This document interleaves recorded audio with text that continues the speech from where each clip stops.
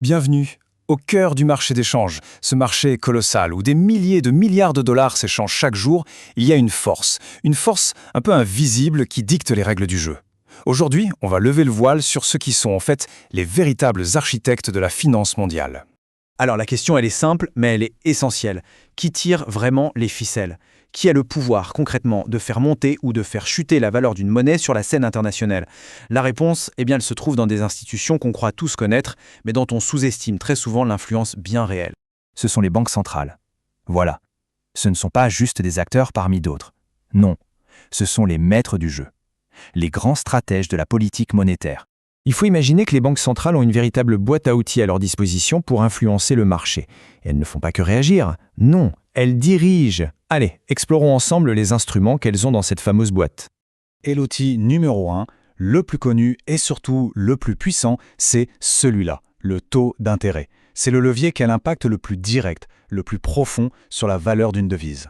Au cœur de tout ça, il y a ce qu'on appelle le taux directeur. C'est en quelque sorte le prix de l'argent à la source. C'est le taux auquel les banques commerciales vont emprunter à la banque centrale. Donc en le changeant, même d'un tout petit peu, la banque centrale ajuste le coût du crédit pour toute une économie. C'est un peu comme un thermostat financier en fait. Bon, alors comment ça marche concrètement? En fait, c'est assez simple, c'est une relation de cause à effet. On peut imaginer les taux d'intérêt comme un aimant pour les capitaux internationaux. Quand une banque centrale monte ses taux, les placements dans cette monnaie rapportent plus. Forcément, ça attire les investisseurs du monde entier, la demande pour la devise augmente, et hop, sa valeur se renforce. Et à l'inverse, si elle baisse les taux, la monnaie devient moins attractive, les capitaux s'en vont et elle s'affaiblit. C'est presque mécanique. Mais parfois, les taux ne suffisent pas. Ou alors, il faut agir vite. Et dans ce cas, les banques centrales peuvent passer à des outils plus physiques, des interventions beaucoup plus frontales sur le marché. On parle ici des interventions directes. Là, la banque centrale se comporte comme un trader, sauf qu'elle a une puissance de feu colossale.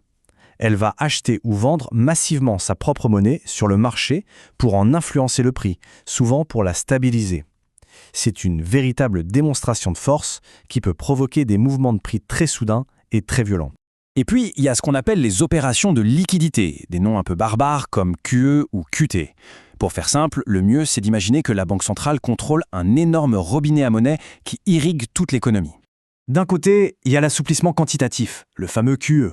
Là, la banque centrale ouvre le robinet en grand. Elle achète des actifs comme des obligations d'État et en faisant ça, elle injecte des liquidités, de l'argent frais dans le système. Plus de monnaie en circulation, ça peut logiquement faire baisser sa valeur. Et de l'autre côté, il y a le resserrement quantitatif, le QT. Et là, comme son nom l'indique, elle ferme le robinet. Elle vend ses actifs et donc retire de l'argent de la circulation. La monnaie devient plus rare et donc potentiellement plus forte.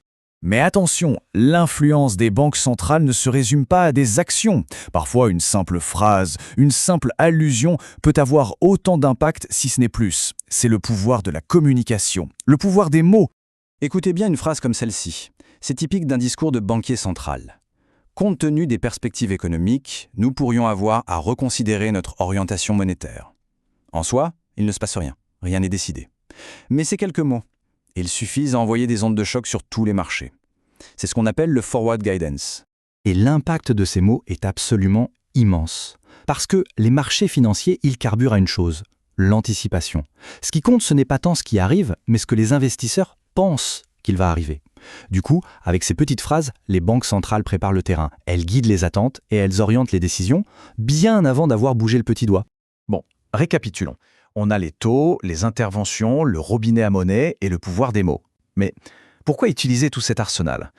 L'un des objectifs majeurs, si ce n'est le principal, c'est de maîtriser l'inflation.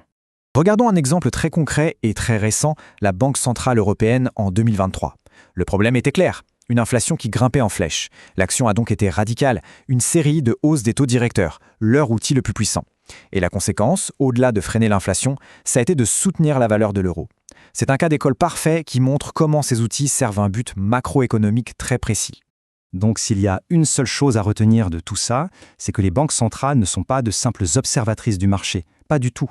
En jouant sur le coût de l'argent, sa quantité et les anticipations, elles ne font pas qu'influencer le marché, elles en dictent la direction de fond.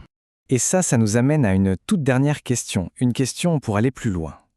Si ce sont les banques centrales qui dictent la direction du marché, alors qui ou quoi dicte la direction des banques centrales? C'est une question un peu vertigineuse qui met en lumière l'immense pouvoir qui est concentré entre leurs mains.